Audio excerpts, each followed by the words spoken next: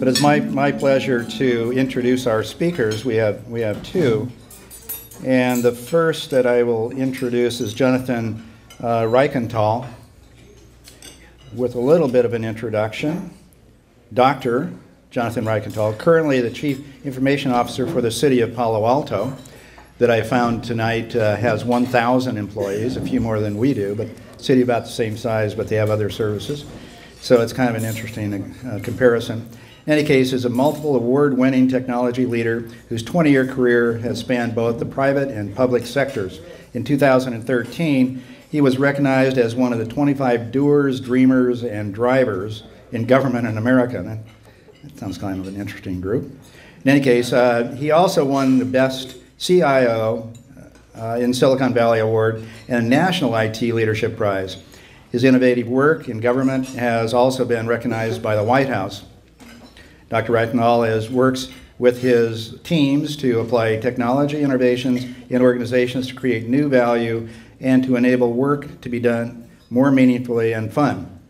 He is a popular writer and public speaker with a wide range of technology and business-related topics.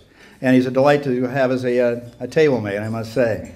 He will be followed by our most appreciated head librarian, Sarah Houghton.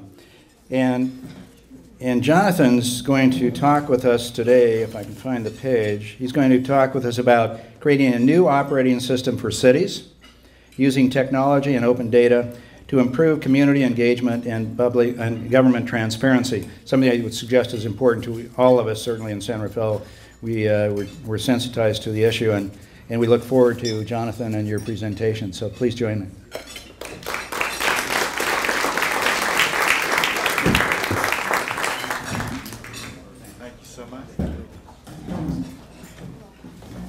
It really is one of the privileges of my life to get introduced by a mayor. You know, it's the biggest surprise actually of my life to have that. So I have to thank you all. It's my privilege to be here and to speak to you for about 20-25 minutes. I promise I'm actually not going to. It's not going to be geeky. It's not going to be deep and technical. It's going to be, I think, interesting to you and hopefully inspiring. So I'm trying to leave you with a couple of sort of core messages around potentially the intersection between the growth of technology and the challenges of cities. I came from the private sector. Most of my career has been in the private sector, so I'm really a novice to public sector work. And it's great work. I love it. I'm having the time of my life doing this. And apparently others are very interested in what we're doing because I get the chance not only to speak in great places like this, to great audiences like this, but all around America, I get to speak about this topic because people are just absolutely interested in new solutions and the secret weapon of technology. How can we make that apply in our cities so we can have a better quality of life and a good life? So that's the little preamble as I jump in here. And I have a few slides to share with you. The first thing I want to show you is this is a picture of the world in 2015. And this is a big city. This happens to be in Southeast Asia. I was doing a presentation like this a few months ago, and a guy in the audience came from this city. It was amazing. He said, I know exactly where that is. I had randomly picked this picture, you know, a non-copyrighted picture off the web, and was using it in my presentation. But if you look at this picture, what do you see? You know, when you look at this picture, you see, first of all, significant transportation or traffic issues.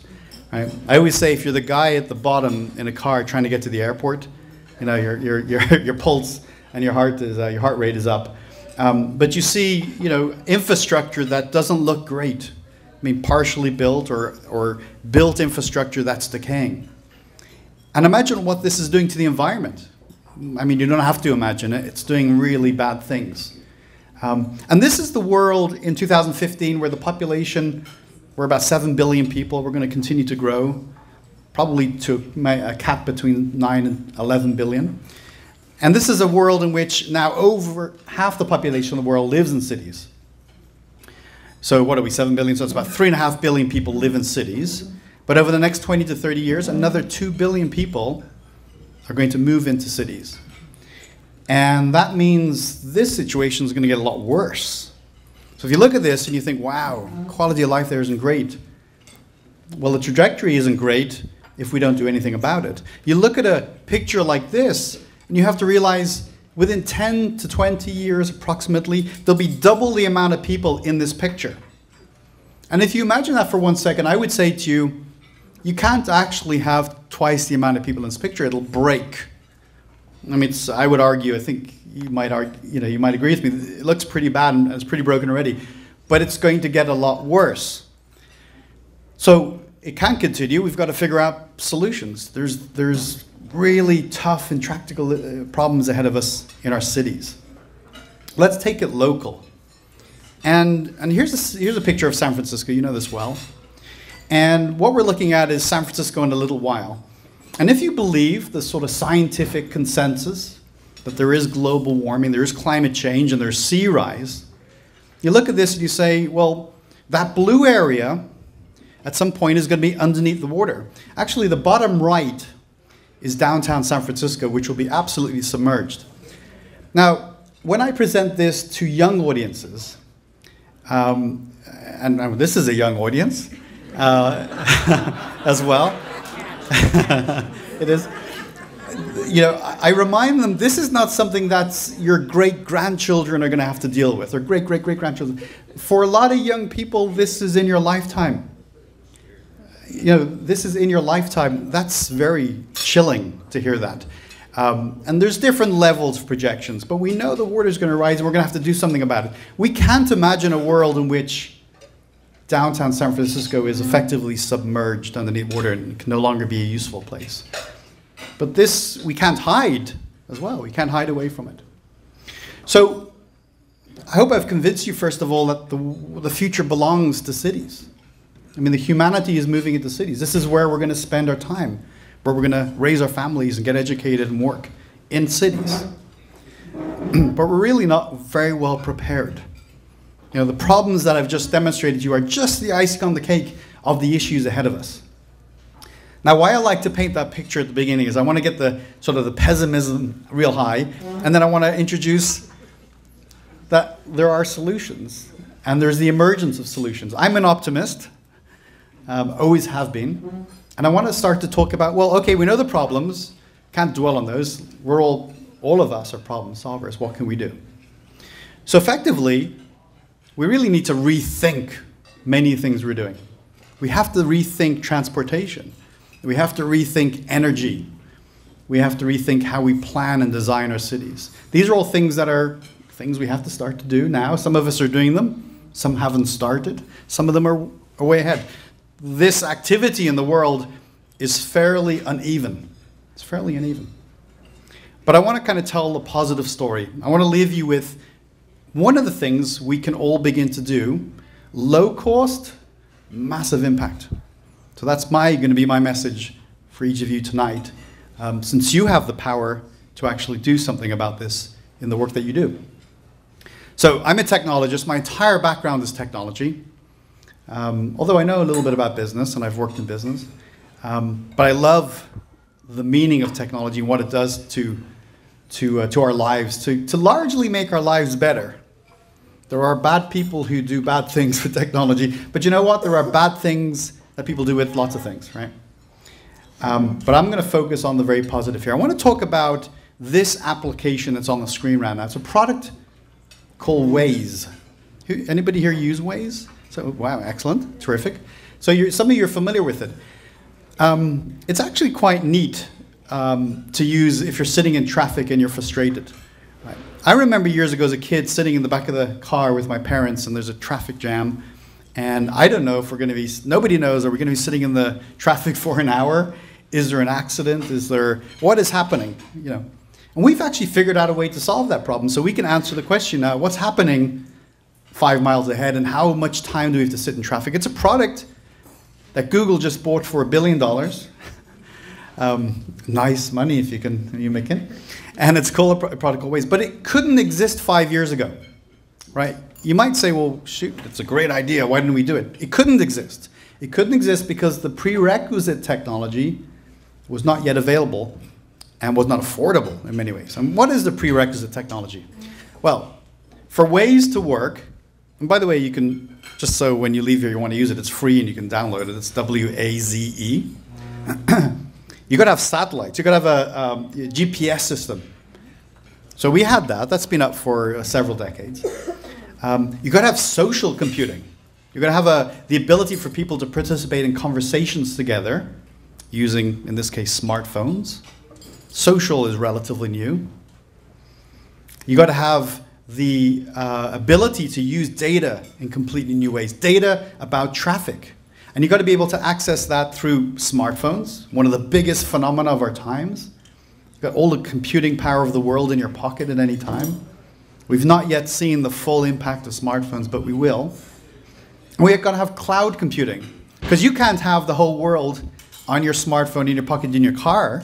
It's got to be connected to satellites or the cellular technology, and you've got to retrieve that information from this place called the cloud, which, by the way, is really boring. Like, the cloud is just a big building somewhere in California, in Arizona, in Nevada. You know, it's much more glamorous to say cloud computing than it is to see it, and I've seen it. It's just a big building, right? With one person in there. There's one person and a dog and a button, and the dog is there to tell the person from not to press the button. That's the whole purpose of it. Okay, so I want to focus on this evening only one part of this, because otherwise you'd get very bored and I'd be up here for 3 hours. I'm only going to talk about data, because that's the really cool thing.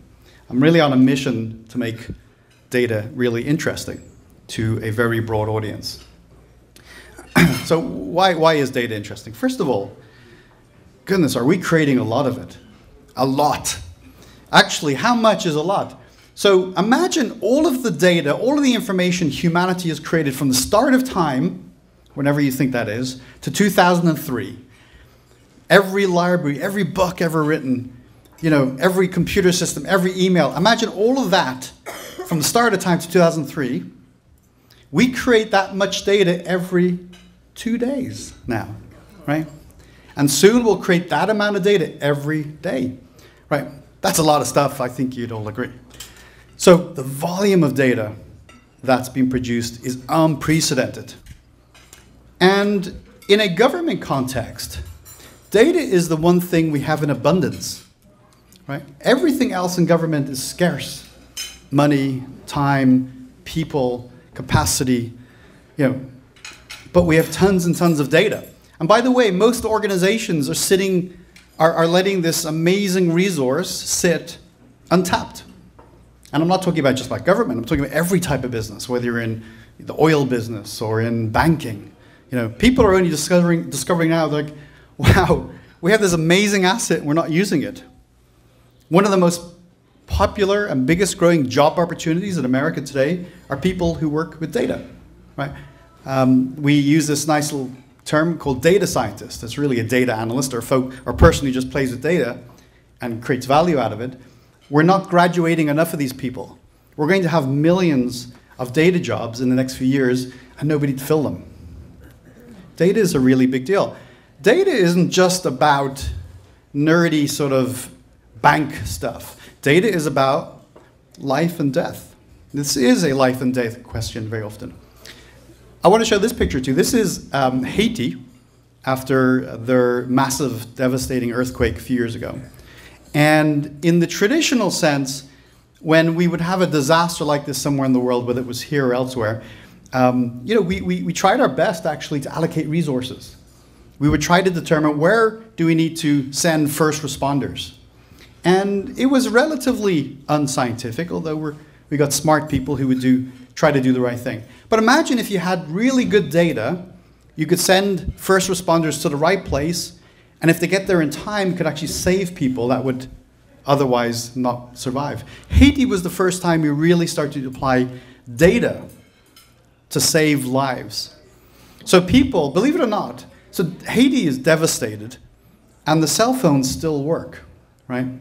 There's still a cell phone infrastructure that works, so people can just use texting, which is low cost and low tech. And so using texting, different people were reporting the issues. For example, the extent of an issue, total building collapse, partial building collapse. And that was automatically mapped on this particular solution right here, so that first responders could get to the right place, we could allocate resources properly. Today, when a disaster happens, this is the way we do it. We do data-driven emergency response. This is how it's done. Data could tell us a lot about our government for our communities. Here is a particular example. We do it here in the US, but I wanted to point out this is a global phenomenon. Here is the UK. This is an application called Where Does My Money Go? Really? So where does my money go.co.uk, I believe. And you can click on any area of the United Kingdom. You can then drill down. You can find out where is every penny of taxpayer money being spent. And it's done in a really beautiful visual way. So you don't have to be a technology person. You know, if you want to find out what's been spent on healthcare, click on the healthcare icon. Right? All driven by data. It empowers people, builds trust. So I spend some time on this, but I won't, because we're trying to move along quickly here and seed you with as much value as possible. I ask people, what are we looking at in this picture? And they guess all sorts of things. What we're actually looking at is crime mapped on a heat map. Right? This is Durham, and the deep area there, the purple, is a density of where crime will occur, where crime is, right? And as you get out now, it's less crime. But here's the really cool thing about this picture. This is crime that hasn't happened yet. This is crime in the future. Right? This is called predictive policing. And using data and some other analytics, we can start to predict where crime might happen. So now you can place public safety officers in places in advance of issues. You could even do community outreach in the days ahead, thus avoiding any crime altogether. And this is still experimental, but the results are really interesting. I want to talk to you about a case study. So I want to make this really real. So this is not some thing that's far away, but this is very much about what we're doing, each of us. So this is a case study from Palo Alto that I was deeply engaged in. What you're looking at here is your typical government set of data, right? It's columns and rows. You've all seen this, right? Yeah. You probably see this every day. And many times you're asked to make decisions based on this. Right? This is how we deal with data a lot of the time in government. So I'm going to spare you the guessing game. What you're looking at here is the quality of every single street in Palo Alto. This is just a snapshot. This is the pavement condition index, the PCI. You have one too, right? And a few years ago, the roads were pretty bad shape in Palo Alto, and the community were not happy. And so the council made it a priority. We have to increase the PCI, pavement condition index, for all our roads. And this is, we started the process, and the mayor at the time actually came to me with a stack of papers and says, Jonathan, how can we make this more meaningful? How can we make this data so that actually the community can understand the extent of the problem and how we have to spend money and make some decisions? So if we didn't have cool tech and we didn't sort of do cool data stuff, we would sort of go through this with a pencil and sort of make some prioritization decisions. That's not the way we want to do things. We want to be more efficient in how we do things. So in true Silicon Valley, style, I got a napkin.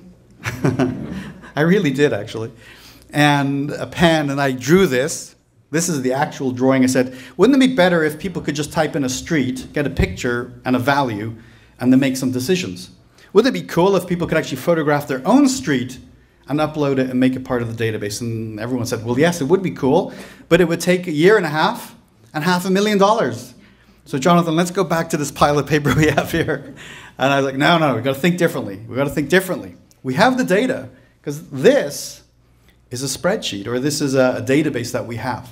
So how can we apply this to that and make it more meaningful? So one of the things we did, and we experimented, we said, we'll go ahead and we'll get some software developers up at this little school up the street, Stanford, to help us build this so we could actually use the data. So we went up for a day. It really helps when you go with the mayor. Things get done. It was really neat. The students were like, oh, that's the project we're working on. We're going to work on that one. So we took this, and in 24 hours, we got this, a finished product, right? Which we then, about a week later, deployed in Palo Alto to our community. No cost, and we did it we had to do a little additional work, but it took about a week after we did some additional work. And, we didn't take every photograph of the city. The photographs are already taken. Google gave them to us for free. So all the street details there, just type in, that's actually Hamilton Avenue where City Hall is in Palo Alto. So the question is, okay, that's a cool little story, but it's a once-off. And our needs are many, and we have to keep doing this. So the challenge is, how do you do this time and time again? How do you make this something that's scalable that every city in Marin County can actually do? So I want to tell you a little bit about that. First thing we did, the thing we did later on in Palo Alto, we first of all said, well, the most important thing about that solution that I just shared with you wasn't the software development.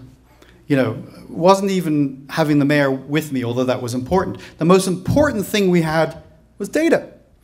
And for developers and entrepreneurs and innovators, the most exciting content that they can have is the data, because without that, there is no solution. What is Facebook without the data? Nothing. What is Google without the data? It's actually nothing. Those are just applications that don't produce anything, they just use other people's data. Hopefully that's making sense. So we said in Palo Alto, if we're going to get lots of cool people, entrepreneurs in Palo Alto and San Francisco and actually around the world to build solutions, we've got to give them all our data. And by the way, it's public data anyway, so it's not like it's protected. So we made opening up that data, giving that data available, our default. And we got the mayor to proclaim it at one of our council meetings. We are now a city that opens our data, not as the exception, but as the norm by default. And that was very important, Phyllis, as a statement of our intent. We then published it. And you can all access this. Anyone in the world can access this. Right? This is a URL, data.cityofpaloalto, and you can access what is now hundreds of our data sets.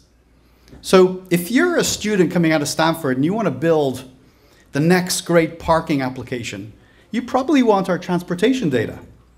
We don't have to ask you, we'll just give it to you for free. In fact, just go to our site and that information may be there for you to access. In fact, if we don't publish it, ask us to and we will. What else do we do there? Well, when we asked our community, what are the 2 sets of data that will be most useful to you? What would be the 2 top ones? So maybe not surprising to this audience, sometimes it's surprising. The number 1 was permit data.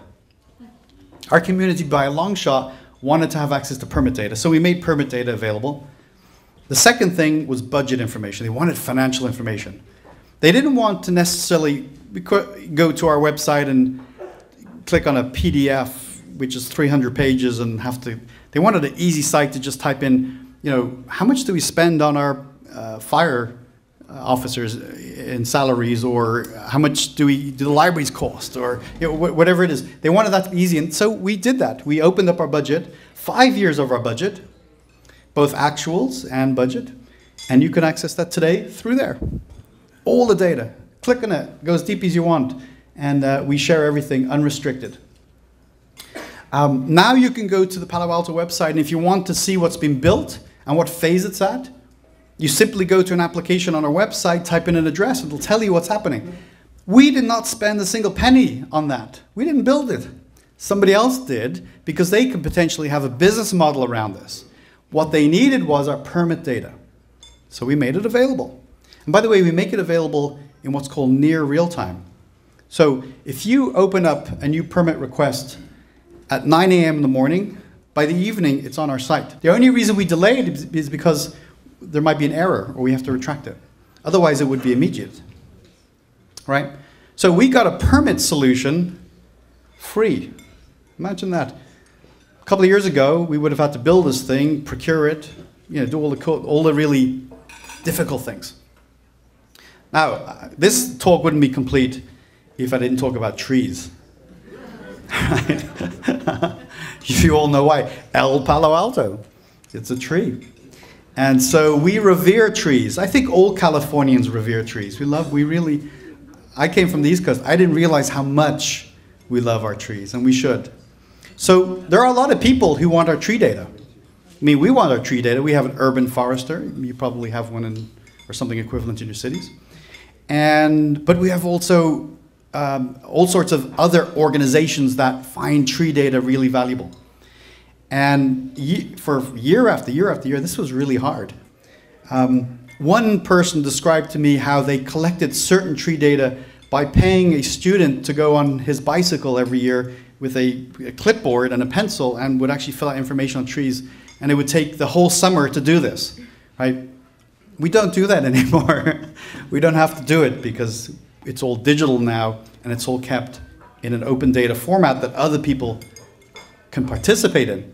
So what you're seeing here is, again, a free, I'm talking free here, a rendering of all the trees in Palo Alto, to the extent where if you click on any tree, you can tell what tree is it, when was it planted, does it have any disease, when was it last trimmed, everything you want to know. You can download this into Excel and go crazy around our trees, right?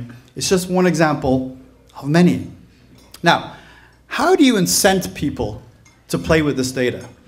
Okay, so you can put tons and tons of data out. I mean, the federal government puts hundreds of thousands of data sets out, and not every one of them is interesting, and not everybody knows about it. So you have to create incentives. I wanted to share with you one idea about how you connect community with data and potentially get a solution.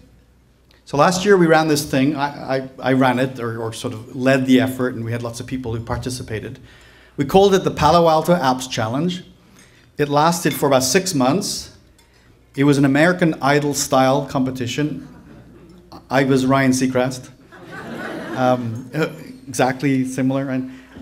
And at the end of this competition, there was solutions built. But the thing, by the way, the metric that I am most excited about is 30% of the entrants were under 18. Right? For the very first time, a whole set of population in Palo Alto were introduced to civic life. Without this, they wouldn't. And in fact, they don't understand it, and they demand for a voice that they don't get.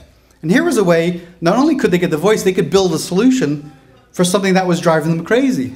So just to summarize, in terms of the winners, I wanted to show you this picture of some of the students working on problems. We had 3 winners. We selected 3 winners. We gave small prizes. We got some local sponsorship. The second place winner was a solution called Adopt Me. And the person who developed it and built the team had never done this before, and I just encouraged them. I said, just go for it, and we'll figure out a way for you to get developers. And we found other folks in the community who would connect with her. Eventually, she had a team, I think, of 9 people working on this full time. And they won the second prize. And it's a product for helping our local animal shelter find homes for the pets. And so the goal was, they wanted to say, well, we can use this forum to bring people together, make a solution for the Palo Alto Animal Shelter. Today, tens and tens of animal shelters all over the peninsula are using this solution. And they've just won several more awards, and they have international attention. Now it's a full business. As one of the prizes, we gave incorporation services to the winners so they could build businesses, create jobs. So it's really gone from strength to strength. That was really a benefit, a set of benefits that I hadn't anticipated altogether. So let me give you 1 or 2 more examples, and then I'll bring this to a closure here. So we have a product that a lot of cities have. It's our reporting app, right?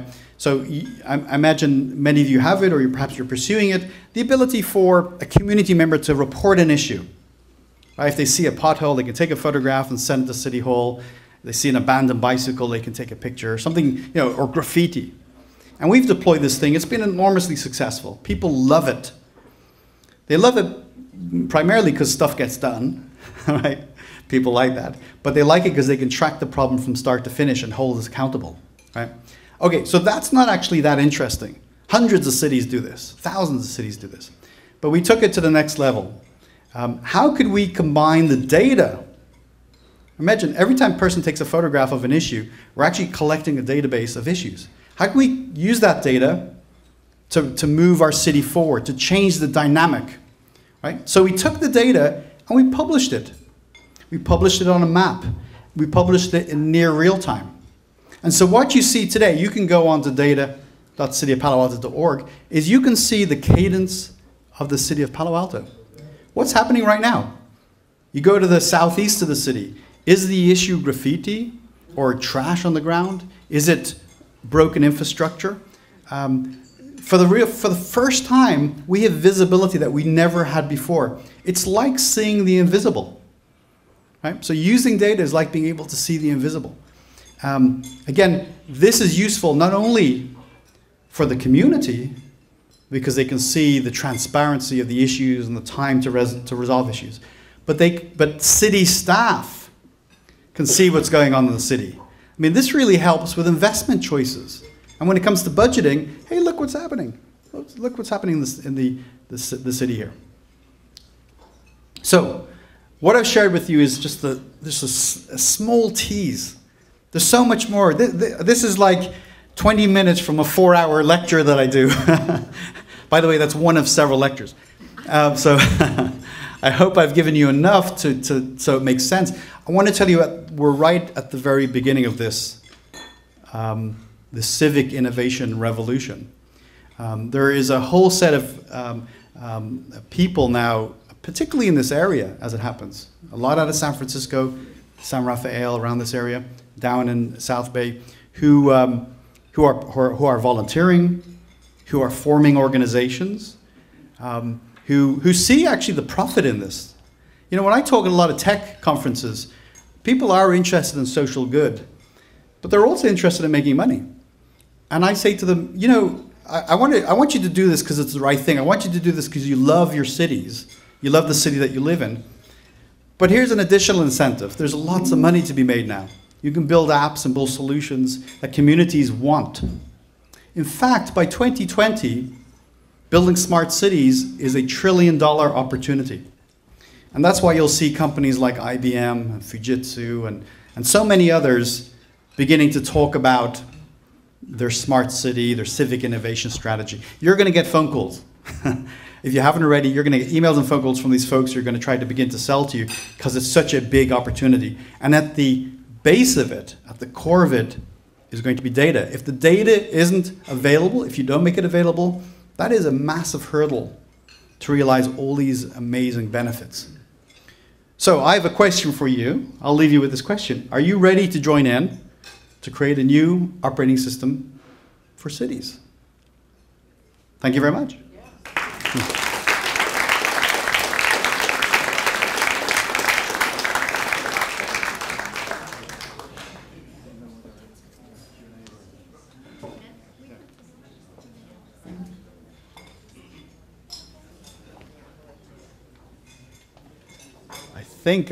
While we're setting up here, I will take 2 questions if you have them. I have one gentleman. Okay, 2 questions. Wonderful. Yes, sir. So, are you spending the same amount of money on roads, and are they any better? They are. They are actually. We are well ahead of the projections to get all the roads. I think it's a minimum of 70 on the PCI, and so we said I think. Our public services director is the right guy for this. Public works director, excuse me. It's something like by 2020, 85% are 70 or over, and I think we're well ahead of that trend. So it's very. Are you spending more money? We're spending more money, yes, and accelerating the process. Thank you. Yes. Can I ask you about the mapping of those complaints or feedback? How do you correct the fact that you might have a community that's more engaged and more apt to do that than, say, another neighborhood in your town? So the differently Right. different neighborhoods So having different levels. Say, oh, well, you can see that roads are a big issue. It might be just that people have a higher standard, or that community is a different demographic, or a different psychographic, or whatever you want to call it. Even within the same city, Yeah. even with, I mean, it's a very important point. I think we're with the early stages of sort of evaluating how this is trending. I think you have to have a couple of years of data to sort of say, is there a certain demographic that's participating or not? The good news is anyone can do it at any time. So even if you're a visitor, you can check on something. So it's not restricted to a community member. You can do it while you're traveling around the city, if you're on your bicycle or going to visit the dentist or something. So there is a sort of an inherent built-in distribution. Demographically, though, anecdotally, it's very well adopted through children to senior adults. But I'll come back and tell you how it's really going in about a year or two. Thank you. One more? Oh, just one more, and then we have another great speaker here. What is the financial incentive for the creation of apps? Are people allowed to put advertisements on it, or any other kind of revenue-generating element to it? Very good question about the motivation. Why would people actually do it? So one level of motivation is altruism. It's just doing it for social good. And there's a decent amount of people who just want to build a solution because they just want to have the solution themselves, or they want to have a way to contribute to the community. Remember, with these apps, they don't belong to the city. They actually belong to individuals and businesses.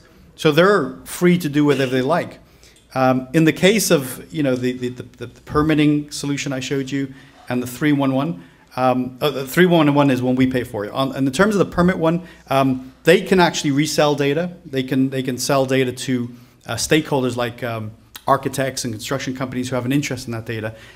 There are a few business models, and I think it's early, and I think we'll all be surprised at the ways in which people do make legal ways they make money out of it. I'm not concerned about that. We haven't seen any sort of constraint there. If anything, we're seeing an abundance of solutions start to emerge in communities. Thank you so much.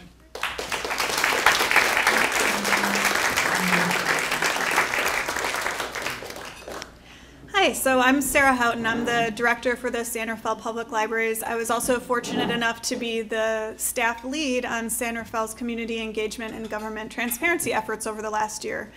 In my copious amounts of free time, I'm also one of the founding members of Code for Marin, so I'm going to give you about a 3-minute summary of what we're doing. This is a new group. We've only been around for about several months or so, and we're working toward building a framework that will help all of your municipal agencies make your data open and accessible, and we're going to try to work as volunteers and to partner with you to make that happen. So Code for Marin is part of Code for America, and I won't read all the words on this slide because all of you can read, but even Code for America is a relatively new organization. They've only been around for about 4 years, but their whole purpose is to really facilitate communication and collaboration between government entities and citizenry who are involved and able to build solutions and to use data for the public good. And you can become a chapter. So we were founded last year as a chapter, and completely volunteer group of open data advocates. Some of us are programmers, some of us are government workers, some of us are social justice advocates with a very specific need that we want to meet for our community. It's a very mixed group of people. And our goal here is to build open source technology that will make all of the data that all of us have more accessible and useful for our communities. So just some examples of some success stories. Jonathan gave us a few, which I was really happy to see. San Francisco, each of these cities has a plethora of data points that you can look at in applications, but a good example is the parks and playgrounds in San Francisco. If you could take all of the various Marin jurisdictions and mark out where all the parks and playgrounds were, regardless of if it was city property or county property or this town or that town, that would be really useful. And that's something that we could do pretty simply. Oakland has a very active open data movement, and Jonathan highlighted trees as well. I decided to do a tree slide too because, you know, yay Marin, and trees. And Oakland also, it's tons of data about each of the trees, and I know this is something that people get phone calls about. And when people ask, why should I put all of this data that my department has online? And I always say, well, think about the phone calls you get most often that you have to repeat the answer, look it up in the same database over and over again. If you have a place online that you can point people to and say, it's right there, at your fingertips, anytime you want it, that saves you time and effort, and it makes that person's life better too. So win-win. Detroit is also a really, really active open data city as well. They have a live map of today's reported crimes, so there's no delay at all in that reporting, which is a little bit crazy because you're watching the map and new stuff pops up as you're watching. You're like, oh my God, someone just got stabbed, and it's a little bit disturbing, but it's interesting to see that live data, and there really is no delay. There's no obfuscation, and it's data that's used and remixed in a number of ways. So we do have an app here in Marin already called Marin Map, and I think the Marin Map guru is here somewhere. I was told he would be here. He is not. Oh, yes. Hello. Thank you for coming. Did you bring handouts or anything? You did. Okay. He has handouts for Marin Map.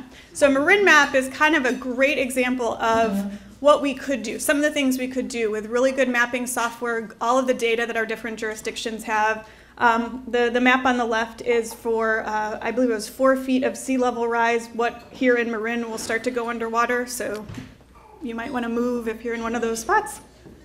And then on the right, we've got heron habitats. So where there are, active nesting for herons. So you can really get a wide variety of data. We're not just talking about crime data or DPW data. This is stuff that really does span the spectrum of our various departments. So far in Marin, our Code for Marin group, we've had 4 community code fests. We are a chapter of Code for America. We've got a presence online. We did apply for a Knight Foundation grant just like a week ago. So we're still in the very early stages. On February 21st, we hosted a panel that our council member Kate Cullen participated on, which you can go watch online if you'd like to. And it was a great panel that talked about what open data is, what it can do for municipal agencies, what benefits developers get from it, much as Jonathan was talking about. Why would someone do this? Why would someone volunteer their time to do this? Some people for social good, some people for money, some people a combination of the two. And that panel, I highly recommend going to watch that because it's a much more in-depth treatment of this topic. So what happens next is that our group is going to be doing an inventory of all of the government data that's accessible now on your various websites. What's out there that we can see easily? But then we also need to do an inventory of all the hidden data, all of the stuff that all of the various departments have in a proprietary database or locked down in a PDF on somebody's desktop, and that's the only place it lives. And to start figuring out how we can then make that data accessible in a better format or even in the format it's in, and start remixing it to make these types of apps and mapping applications that Jonathan was talking about. And so what we need as this little upstart volunteer civic group is the help and support of municipal agencies, that when we ask to have an appointment with you to talk about what data you have, we're not trying to, fool you or trick you. We actually want to know. And I think the idea to pass an open data by default resolution is a really interesting idea. I know that for myself, I've started, when I negotiate contracts with vendors for software, it's, well, can I export this data in an open and accessible format? And usually the answer is no, it's proprietary, you can't. And then I say, okay, well, you can change that, and then I will sign your contract. So there are a lot of different things that agencies can do. And so as elected officials, I would ask you to support your staff in looking toward open data as a way to make our community better by combining that effort of your city, your town, your county staff, and your citizens who are the most invested in making it better. So thank you, and I'm happy to take questions. I know we have a couple Code for Marin people here as well who can take questions as well. But I really appreciate your time and attention, and look for good things from us in the future.